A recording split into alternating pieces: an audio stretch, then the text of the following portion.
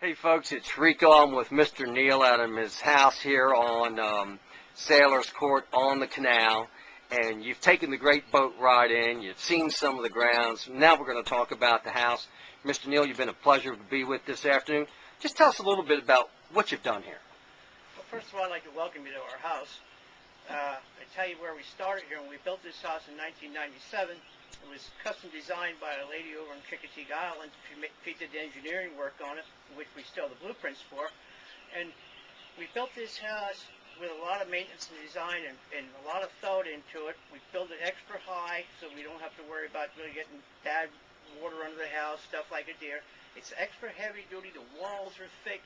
It's been all built around a degree of strength in the home. Now, who built the home?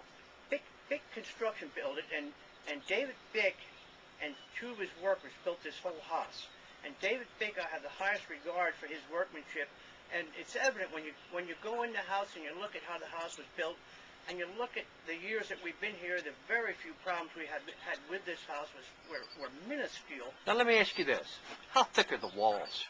The walls in these houses are 6-inch walls here. Wow, and how about your floors? The floors are 2x12s on top of this frame here, which is a bolted fast,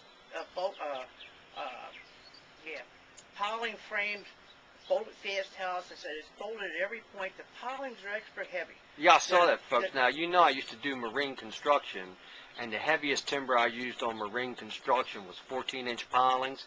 There are 16, 18, and 20-inch pilings on this foundation. Now, tell us about the roof. What kind of timber you got in the roof? The roof up here are 2x12 timbers, and Good, it's all handmade. It's been wow. hand-laid. It's not a formed truss roof. They built these trusses from scratch with a centering beam up there. Up above in there is where your upper air coupler is. So the flooring for the second story above there is extra heavy duty. It's all insulated. It's insulated in the sides. The walls are insulated. The roof was a 25-year shingle that's been on here. In all the years we've been here, in the storms that we have gone through here, and you will recognize... You're going to have them. You're on the water. You're on the water. Yeah. We only ever lost 2 shingles, and that was the first year that we've been here. You're ahead of the game, brother. We've gone through mild hurricanes and stuff, and we've fared well. Now, let me ask you this. You have a split system on your heating and air? There's a system for the downstairs, and there's a system for the upstairs. Is it a heat pump? It's a heat pump. What other type of heat do you have in the house? We have a backup heat in the cellar for propane, and we installed that the first year we were here because we recognized the fact that during the first years we've been here, you had a tendency to have a little power loss once in a while. Yep. So this kept our house warm, and we never shut our heat off in this house. We set it down to like 68 degrees, 65, 68 in the wintertime, and we leave it on. It's very economical. The house speaks for itself. It's very well insulated. Now, let me ask you this. How many bedrooms, how many baths? It's got a half bath upstairs. It's got a bath downstairs in the master bed, and it's also got a toilet and a commode in what we call the utility room. So, if I get this right, you're a 3-bedroom, right, 2-bath-and-a-half home? Right. So, it's 1 half bath and 2 full baths. Yeah. And you have a master bedroom, master bath. We have a master bedroom, master bath, and upstairs we have 2 bedrooms and a bath. 2 baths and upstairs, and then down here in the utility room we also have a bath down there. Roger that. So we have all the good stuff when it comes to heating and air. We've got concrete underpinning underneath here, so we have a carport more or less. Right. We have under the house storage, utility rooms, workrooms. We have central vac, do we not? Central vac. There's a central vac there.